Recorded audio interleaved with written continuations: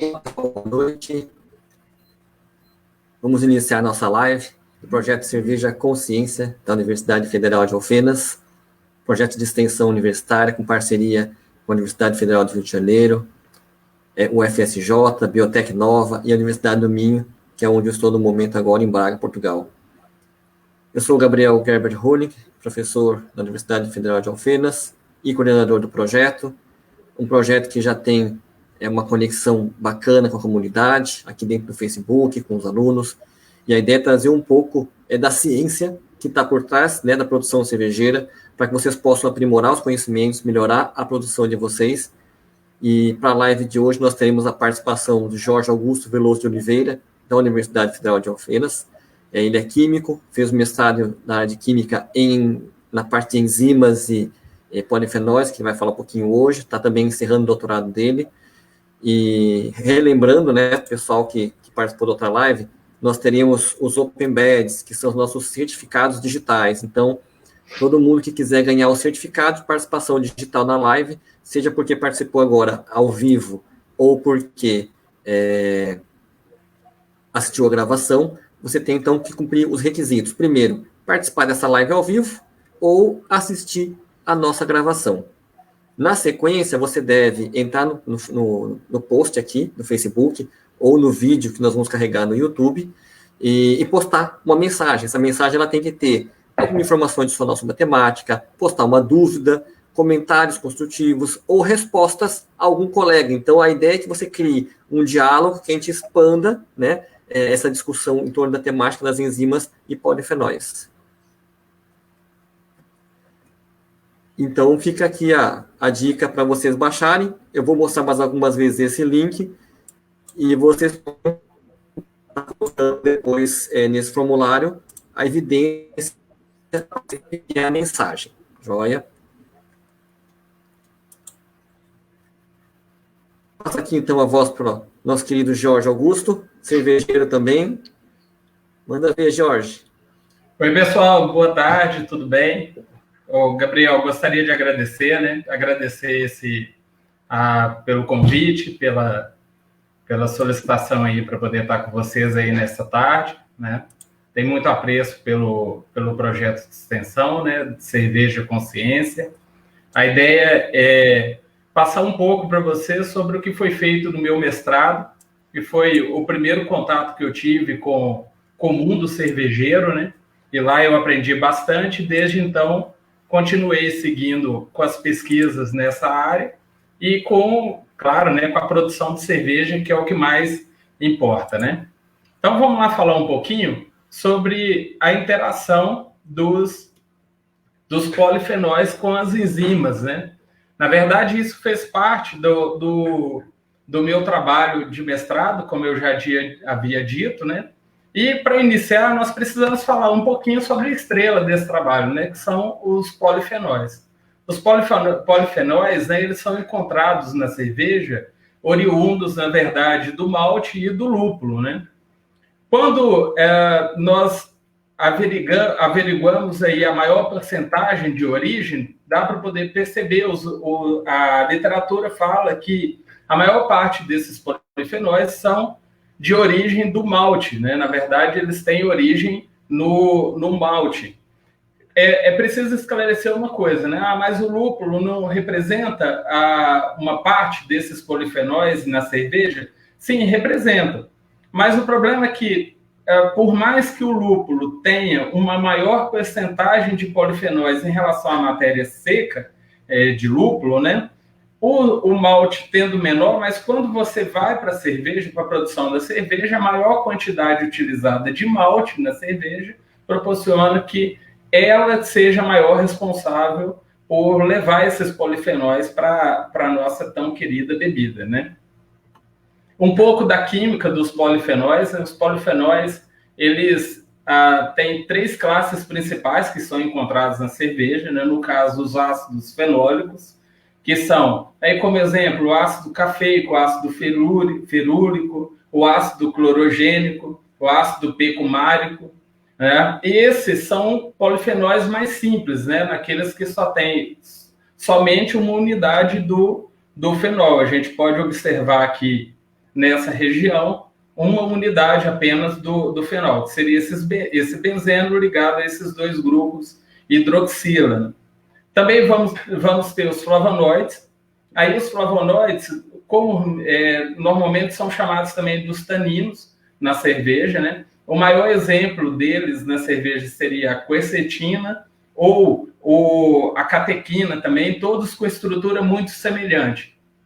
E as proantocianodinas, né? Que esses, na verdade, seriam flavonoides condensados, formando redes poliméricas de polifenóis maiores. Correto? Bom, polifenóis, sempre a gente se pergunta, né? Mas qual a importância deles para a cerveja? O químico cervejeiro ou cervejeiro, né? Olha com muito carinho e com muito medo para os polifenóis na cerveja.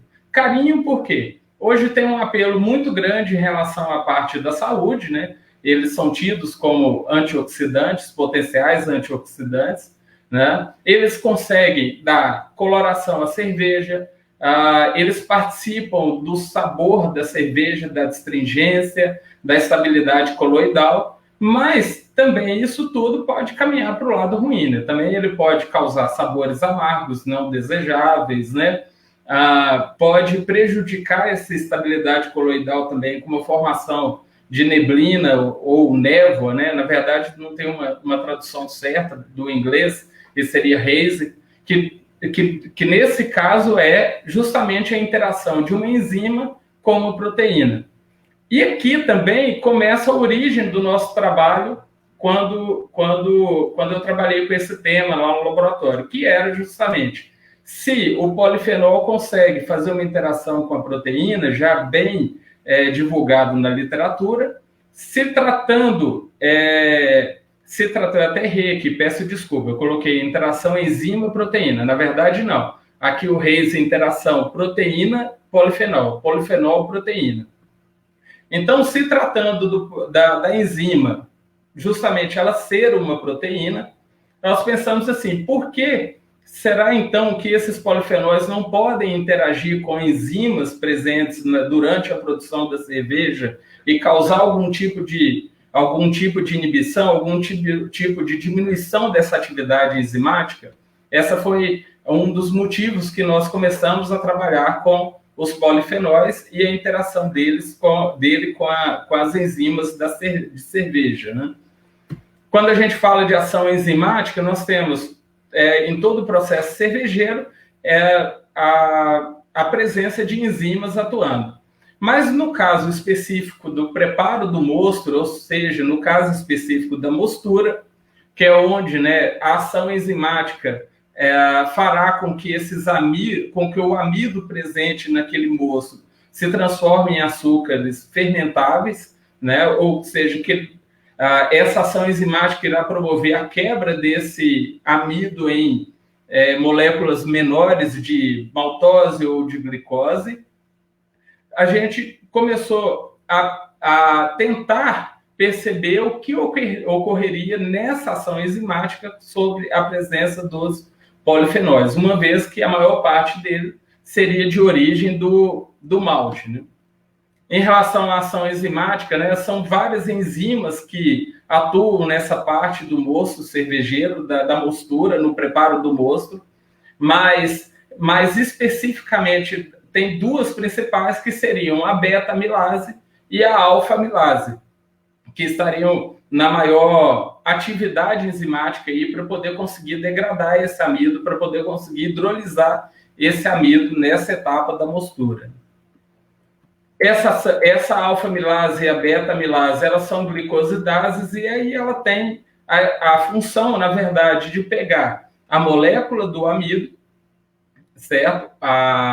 O polímero, né, do amido e quebrá-lo em moléculas menores de glicose, né? E aí, sobre essa interação proteína-polifenóis e sobre essa ação enzimática, ela pode sofrer uma diminuição dessa ação enzimática por vários motivos, né? Pode ser por variações de temperatura, ou seja, até mesmo temperaturas extremas que podem inibir essa enzima, né? Que podem diminuir essa atividade dela, variações de pH, aumento da concentração dos açúcares de redutores, né, uma inibição por produto, ou a interação com diversos compostos. E nesse caso aí, os compostos, nós tentamos estudar a interação justamente dos polifenóis com a amilase, né, com as enzimas presentes ali. Então é isso. O objetivo do nosso trabalho, na verdade, foi estudar durante a preparação, durante o processo de preparação do mosto cervejeiro, né, como que os polifenóis poderiam atuar ou afetar a atividade, no caso aí de uma enzima somente, que seria a alfa-amilase. Esse estudo foi feito in vitro, né, ou seja, em bancada de laboratório, e deu origem à nossa pesquisa, no qual eu vou mostrar alguns resultados agora para frente, né? Esses resultados eles estão publicados nesse artigo científico, que tem o título de Equilíbrio Químico e Cinética Enzimática da Interação de alfa-amilase com compostos fenólicos encontrados em cerveja. Na verdade, da agora para frente, eu apresento para vocês uma pequena parte do que foi esse trabalho. Primeiro era o seguinte, para poder conseguir fazer essa cinética, medir essa atividade enzimática da alfa-amilase, para simular a atividade enzimática dela no mosto cervejeiro, né, nós precisávamos de um método, e no caso o método escolhido foi o método da reação com Lugol, formando o complexo amilose e iodo. Quando nós estamos preparando cerveja, quando estamos no processo de mostura, costumamos pegar aquela solução de iodo e retirando alíquotas no decorrer do processo e gotejando o iodo para poder ver a coloração. Vocês devem se lembrar disso aí, quem produz cerveja, né?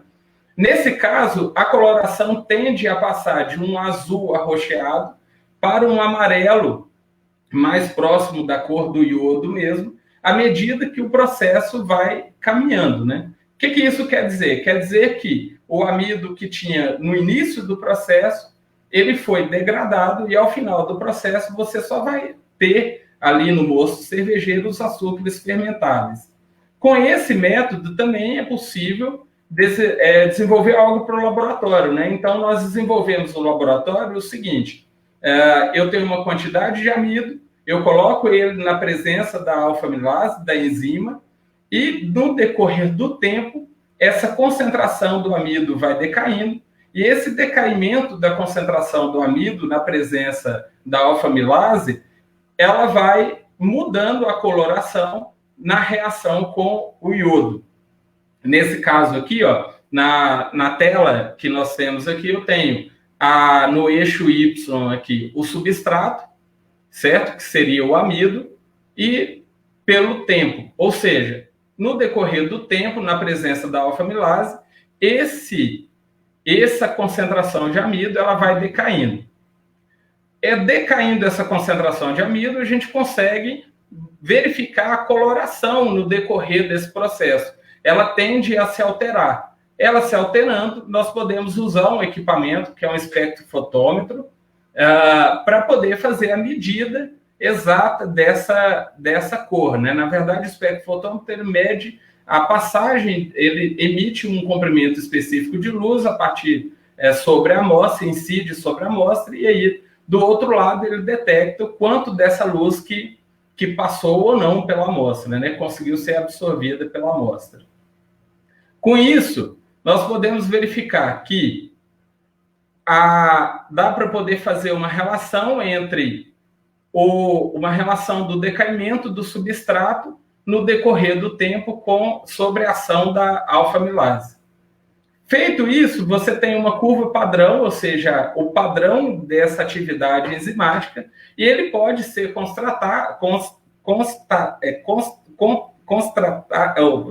ele pode ser comparado, na verdade, com a mesma curva de decaimento, só que na presença dos polifenóis.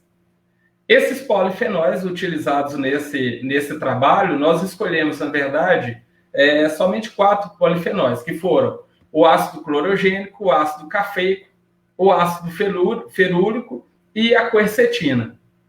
O que nós fizemos? Nós temos em preto a curva padrão, a curva de decaimento padrão, e nas demais colorações, a curva de decaimento dessa enzima na presença de um desses polifenóis. Ou seja, em vermelho aqui é a enzima mais o substrato, a ação da enzima sobre o substrato, mas na presença do ácido clorogênico, que seria um polifenol. E assim por diante. Depois, uma mesma curva na presença do ácido cafeico, depois na presença do ácido ferúlico, depois na presença da quercetina. Podemos verificar aqui, ó, já de antemão, que há sim uma inibição da ação enzimática quando essa atividade é medida na presença dos polifenóis, né? Também fizemos essa atividade enzimática com variações de temperatura. O caso que as temperaturas foram temperatura mais próxima ao ambiente, 35 graus e 50 graus.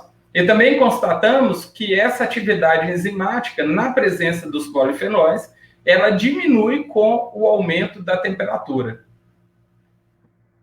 Feito isso, também tem um trabalho matemático que foi realizado, no caso, né? Esse trabalho matemático ele é feito a partir da equação integrada de Michaelis-Menten, uma equação utilizada para comparação de modelos cinéticos, ou seja, de cinética, próprio para cinética enzimática, e a partir do incremento das constantes de inibição, né, dos valores de inibição, nós conseguimos chegar a um KI, que na verdade é uma constante de inibição. Quando eu observo esse KI, aí eu posso sinalizar aqui para vocês, na verdade ele é bem coerente com o que foi visto lá naquelas curvas de decaimento, né? Indicando que nesse caso aqui, todos os polifenóis têm uma inibição, porém, o ácido clorogênico é o que mais inibe esse decaimento enzimático, né? Feito isso, dá para poder ter uma ideia que realmente a enzima sofre um tipo de... é afetada pela presença do polifenol, né? Daquelas curvas de decaimento na temperatura, também podemos fazer um tratamento matemático utilizando a equação de Arrhenius. Na verdade, a equação de Arrhenius e esse tipo de análise que eu estou mostrando aqui, o resultado só mostra para a gente que realmente o aumento da temperatura prejudica a atividade da enzima na presença do polifenol, né? E aqui dá para poder a gente ter uma energia de ativação, que seria, na verdade, é o seguinte: em reações químicas, quanto menor a energia de ativação, maior será a facilidade de formação, de ligação daquele complexo ou de ligação do polifenol junto com a enzima, né? E essa energia de ativação aqui, ela na verdade mostra também que o ácido clorogênico é o que mais inibe a enzima, porém os outros também têm uma certa inibição sobre a atividade daquela enzima. É bem breve, né? E aí, como conclusões, nós tiramos, né, que esses resultados eles estão de acordo com os obtidos, né, a partir da cinética de inibição, né, da temperatura. No caso, como eu já falei, o ácido clorogênico é o que apresenta o menor valor de KI, também é o que mais... E esse menor valor de KI quer dizer que precisa menor quantidade dele, ele é o que necessita de menor quantidade para inibir 50%, para inibir a enzima. Então, ele é o que tem a menor constante de inibição. Como um todo, né, como conclusão geral do trabalho, né, o interessante sobre pesquisas, né, é dizer também que não dá para poder abraçar o mundo de uma vez só, né? Então, você vai por tijolinho, e esse caso aqui permite que a gente tenha uma ideia de que os polifenóis intrínsecos, né, que podem existir, podem ser adicionados a partir do malte na cerveja, eles podem gerar uma certa inibição enzimática, ou seja, uma certa diminuição da atividade enzimática no mosto cervejeiro. Porém, né, isso é muito dependente do tipo do malte utilizado, ele é muito dependente da concentração de polifenóis nesse malte, né? Além de que tem outras coisas, né, que influenciam nessa atividade enzimática ou mesmo nessa preparação do moço cervejeiro.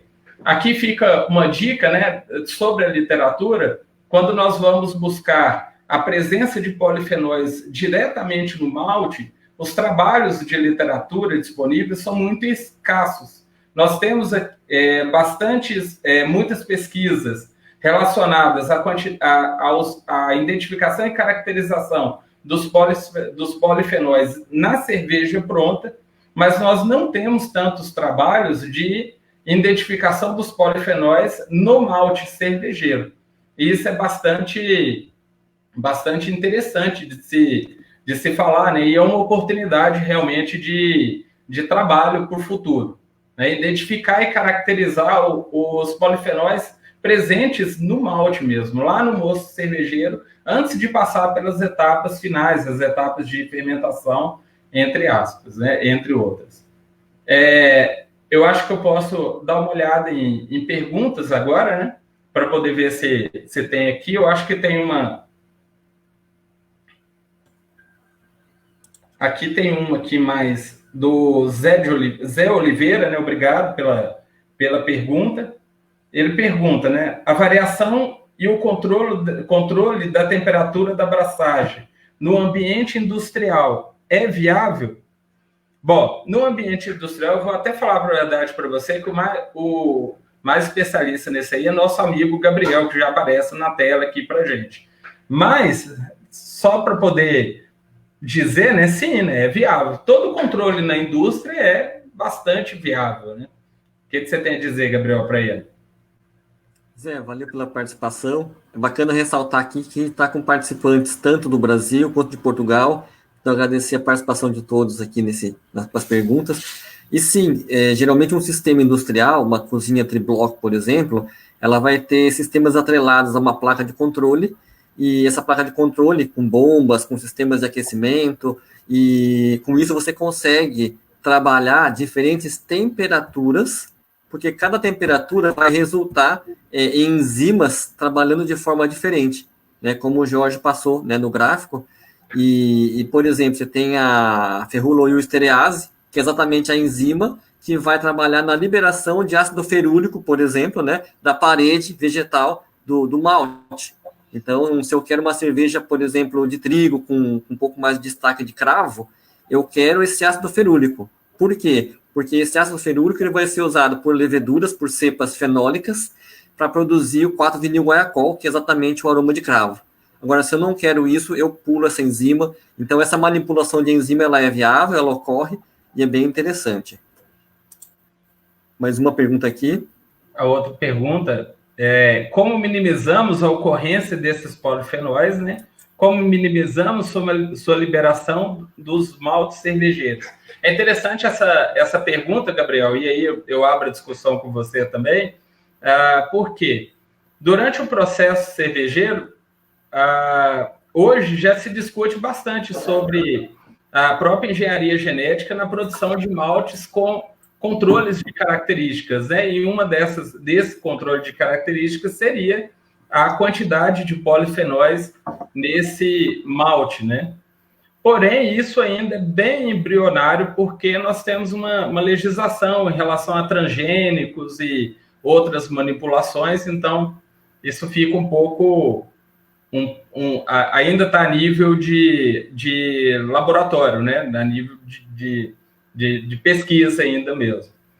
A outra coisa também é o seguinte: o próprio processo cervejeiro, quando você está fazendo quando você moe o seu malte ali, né? Tem alguns cuidados que a gente toma para poder não macerar demais, para você não passar além da conta e permitir que seja extraídos mais compostos indesejáveis da casca ali do malte, alguns locais onde você pode ter aumentar essa presença de polifenóis no próprio mosto, né, na própria etapa do processo. Interessante, né, que mesmo na lavagem, né, tem que tomar um cuidado com a temperatura de lavagem, né, quando você faz o sparge, né, a lavagem do seu malte, se você lavar com água acima de 80 graus, você está privilegiando a extração de polifenóis, e aí pode dar características, por exemplo, de adstringência e algo que você não queria na sua cerveja. Então, como o Jorge falou, vai desde a escolha do malte, a maceração correta para não fazer partículas muito finas da casca, que vai atrapalhar na filtração e no excesso de liberação de polifenóis, e na temperatura de lavagem, né? Então, são 3 pontos interessantes, tá? Aqui outra pergunta da Tisa, tem a ver com a malteação? Eu não sei exatamente se tem a ver com a malteação, porque na prática, grande parte dos ácidos hidroxossinâmicos, eles fazem parte da parede vegetal, né? Eu não sei se há um aumento de polifenóis com o processo de malteação. Para quem não conhece, a malteação seria essa germinação dos grãos de cereal. Você sabe, George? Não, na verdade, aqui eu, inclusive, chamo a atenção justamente para isso que eu falei no final da apresentação, né?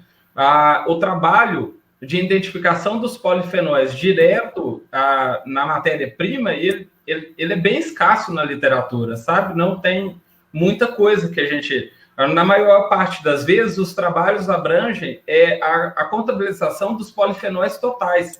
Então, o que seria interessante para a gente poder ir até uma oportunidade de pesquisa, né, justamente fazer esse trabalho, você conseguir pegar diferentes maltes, diferentes tipos de malte, e conseguir fazer essa medida, essa caracterização de polifenóis presentes nesse malte, além da etapa da torrefação, né? Que aqui pergunta ainda sobre a próxima pergunta: maltes torrados, né, liberam menos ou mais polifenóis, né? Eu, sinceramente, eu não tenho essa resposta, porque a literatura realmente ela é escassa em relação a isso aí. Como eles têm boa resistência à temperatura, não é para se alterar, não é para ser alterado no decorrer do processo, né? Jorge, uma coisa que eu posso colocar, eu estou fazendo uma pesquisa junto com uma aluna de graduação em biologia, a Viviane, e o professor Bruno, da nutrição, e nós estamos testando fatores que interferem na quantidade de antioxidantes, polifenóis e outros mais, né? E o que a gente começa a ver é que quanto maior foi o tempo de fervura, por exemplo, maior foi a extração, a presença de polifenóis. Sim. Então, quer dizer, no processo de fazer a abraçagem, né, lá no final que tem a fervura, então, aqueles materiais que tiveram uma fervura, no caso, a gente testou o lúpulo, tá, gente? Quanto mais tempo o lúpulo foi fervido, mais polifenóis foram extraídos daquele lúpulo. Então, o lúpulo que foi fervido 60 minutos conseguiu uma alta quantidade. Um que ferveu 10, menos, e o dry hop, menos ainda. Então, você vê que sim, alterar processo vai alterar a questão dos polifenóis. Sim, e se eu não me engano, a segunda etapa desse trabalho que você vai executar é justamente avaliar sobre o malte, realmente, né? Exatamente. Era aquela última parte lá que eu acabei tendo acesso, né? Que você compartilhou comigo. E aí essa outra etapa, inclusive, né, o que eu falei do Bruno, mas o Jorge também faz parte, né? Não pode esquecer. E aí essa etapa agora vai envolver as variáveis do malte, então fazendo uma matriz de elementos envolvendo o lúpulo, o malte e o fermento, e vamos ver o que vai dar, né? Logo mais a gente tem alguns dados para poder liberar, né? E os não malteados, milho, arroz. Onde que está aqui? Eu não... Eu coloquei agora na tela, ó, e os não malteados? É porque tem outra pergunta aqui, anterior. Aqui, peraí, aqui. Tá aqui, ó. A palestra, agradece pela dica dos 80 graus, né? O Renato Tapado, ele pergunta, dá para compensar a diminuição da atividade enzimática, estendendo a mosturação por mais tempo? É bem isso que o Gabriel está falando. Dá para compensar? Daria, se houver inibição, né? Não... Para falar a verdade para vocês, né, a quantidade de polifenóis presentes naquela etapa da mostura, ela não deve ser suficiente para poder atrapalhar o seu processo cervejeiro ali dentro dos 60 minutos, pelo menos, ali da etapa de das rampas de aquecimento na mosturação, né? Agora, aumentar o tempo da mostura pode compensar? Pode, mas aí você entra nisso que o Gabriel está falando. Talvez o maior tempo também extraia maior quantidade de polifenóis, e uma coisa pode te prejudicar lá no final, na característica da sua cerveja, ou seja, no que você estava esperando dela em relação a sabores, a parte organolética, né? Essa parte é importante, né? O pessoal que está fazendo receitas, existe um cálculo que chama cálculo do poder diastático, que é o cálculo do poder da somatória das enzimas de degradar o amido. Isso é importante, né? Você pode usar software, não tem que decorar a fórmula, mas depois, se quiser, a gente pode pôr aqui nos posts, porque, por exemplo, uma abraçagem tem que ter no mínimo 30 graus Lintner para poder ter uma boa viabilidade. Na verdade, para ser legal, é bom de 90 a 100, né? Então, quando você monta a receita, já é legal você calcular esse poder diastático. E ressalto até que teve uma vez que eu fiz um exercício para a prova dos alunos da disciplina de Ciência da Cerveja, e eu fiz um aplicativo rodar uma receita que dava certinho, mas na hora que eles calculavam na mão, o negócio era inviável. Então, só para destacar que é legal você antever o poder diastático, né, o poder de ação das enzimas, e não ficar muito no limite, porque às vezes tem um pouco mais de polifenóis, inibe enzima, e aí você já está no limite, aí tem que estender a abraçagem, então acaba não sendo tão legal para o processo. Tá certo. Agora sim, né? A outra pergunta lá, e os não maltados, milho, arroz. Na verdade, cereais, todos os cereais têm a presença de uma quantidade de polifenóis, né? Mas eu realmente não vi estudos na área em relação ao que eles liberam no processo cervejeiro, a influência deles em relação a isso, né? Principalmente na questão dos não maltados aqui, a gente estaria falando mais do mercado brasileiro, né, Gabriel? Usando adjuntos como milho, arroz, sem ser maltados. Depende, né? Os Estados Unidos usam bastante milho. Aqui em Portugal, as duas maiores cervejarias aqui também têm milho na cerveja. Porque eu falo não maltado. Mas o problema não é ter o cereal não maltado, mas é todo o conjunto, né? Eu posso colocar 30% de milho, mas se eu trabalhar com bons lúpulos, com bons maltes especiais, eu consigo ter uma cerveja legal, né? Assim como tem umas cervejas belgas que misturam muitas coisas, né? Mas a questão do não malteado, como eu falei, parte desses polifenóis fazem parte da estrutura de paredes vegetais e outras partes mais da planta, né? E mesmo o trigo, né? A cerveja de trigo, eu posso usar parte do trigo não malteado, posso dar aveia não malteada. E eu também, se fizer a parada ferúlica, usando esse trigo não malteado, eu também vou ter extração de ácido ferúlico. Sim. Então, também, aí é importante saber, né, cada tipo de cereal, né, ele vai trazer mais ou menos algum tipo de polifenol. O trigo, por exemplo, pode contribuir mais com o ácido ferúlico. Aqui uma outra pergunta, ó. Aqui tenho excluído minha lupulagem de 60 minutos e tenho feito uma enorme diferença nessa relação. Bom, eu não entendi bem o contexto, mas tirar a lupulagem de 60 minutos seria você diminuir o tempo de fervura, que seria diminuir a isomerização dos alfa-ácidos que está envolvendo o amargor da bebida, né? Que é o IBU. Tem bastante cuidado com isso. Então, eu posso fazer, sim, um all late hop, jogar tudo no final. Aí eu priorizo, por exemplo, os aromas, os gostos, mas não o amargor. Então, tem várias técnicas, né? Técnicas de início de fervura, final de fervura, na fase fria. Aí é importante você ver dentro do estilo o que você quer. Você quer mais amargor? Você quer mais o gosto? Você quer mais como se fala? Os aromas? Aí você pode trabalhar os tempos diversos, né?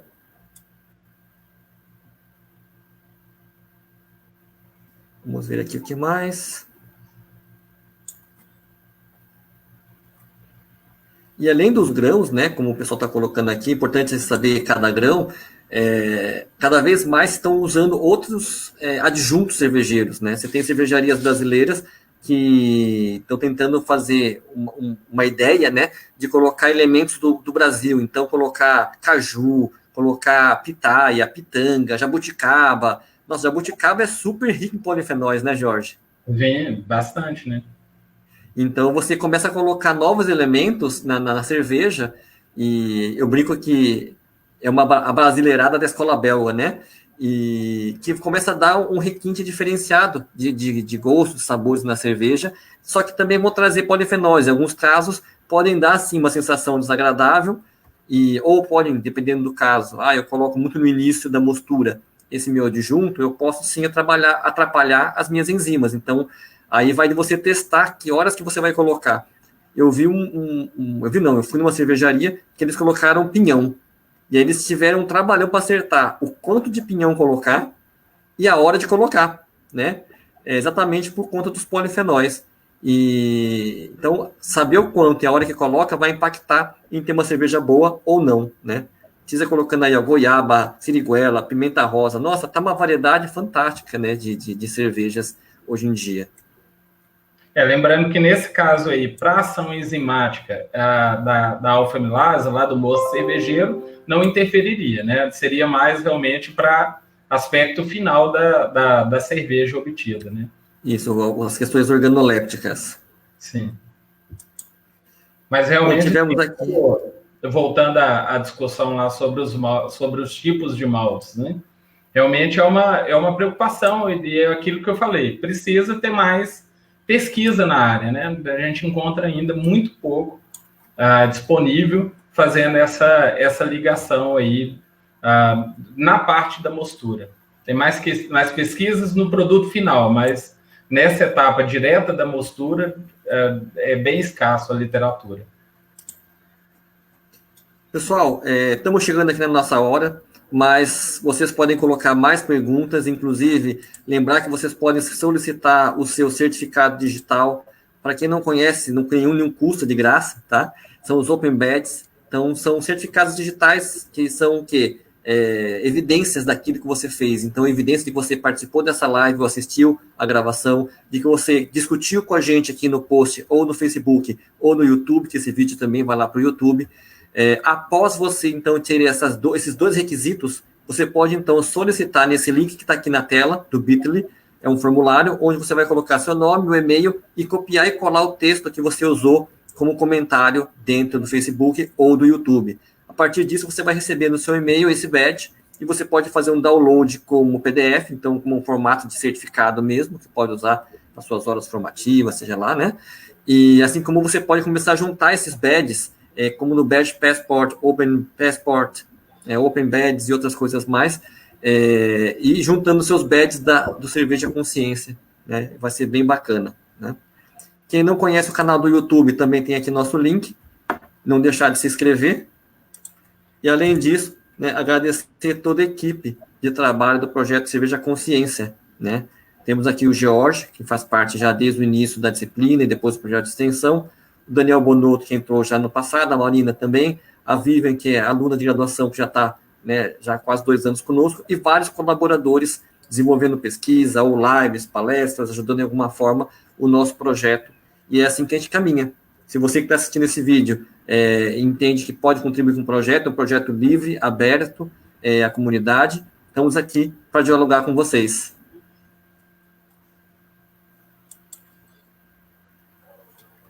Então, até mais, gente. Boa noite. Até mais, boa noite.